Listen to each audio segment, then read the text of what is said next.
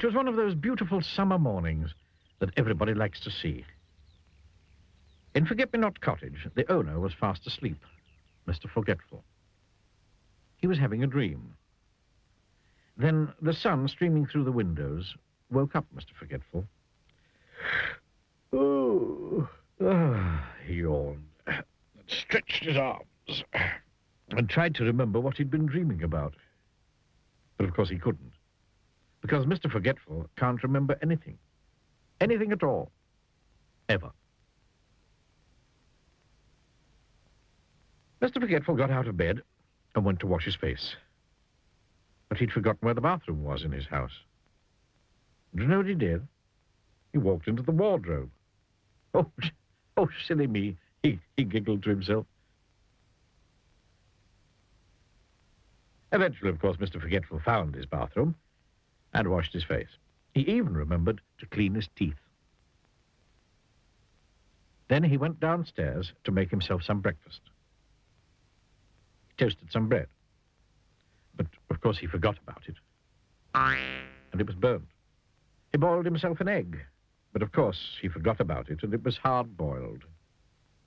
Mr. Forgetful had burnt toast and hard-boiled eggs for breakfast every day.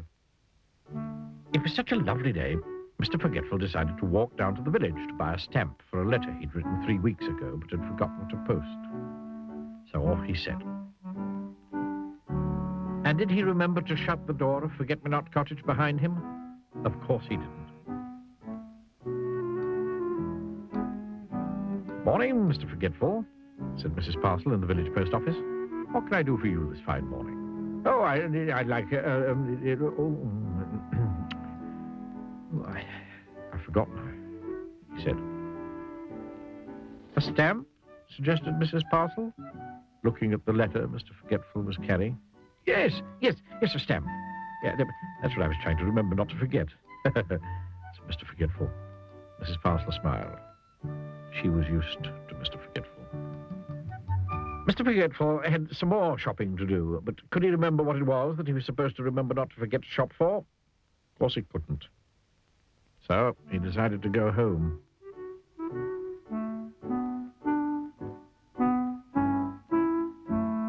On his way, he met the village policeman going the other way. Morning, Mr. Forgetful, said the policeman. Will you give Farmer Fields a message from me on your way home, please? Farmer Fields had a farm not very far from Forget-Me-Not Cottage. Tell him there's a sheep loose in the lane, said the policeman. Poor Mr. Forgetful. He'd never had a message to remember in his life before. There's a sheep loose in the lane, he said to himself, trying to remember the message as he hurried along. There's a sheep loose in the lane. There's a sheep loose in the lane. There's a sheep loose in the lane. There's a sheep loose in the lane. Mr. Forgetful repeated the message over and over to himself. Eventually, he arrived at the farm and found Farmer Fields. Mr. Fields, he said, there's a goose asleep in the rain. Farmer Fields couldn't believe his ears. A goose asleep in the rain? Repeated Farmer Fields slowly. But I don't have any geese. And anyway, it isn't raining. You sure that was the message? Poor Mr. Forgetful. He got it all wrong. And he couldn't remember how to get it all right. He simply couldn't remember at all. So off he went home. Poor Mr. Forgetful.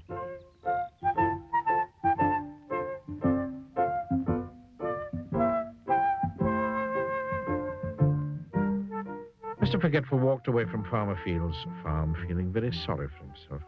I do wish I could remember things, he thought. He was so busy feeling sorry for himself that he didn't see that there was a sheep loose in the lane.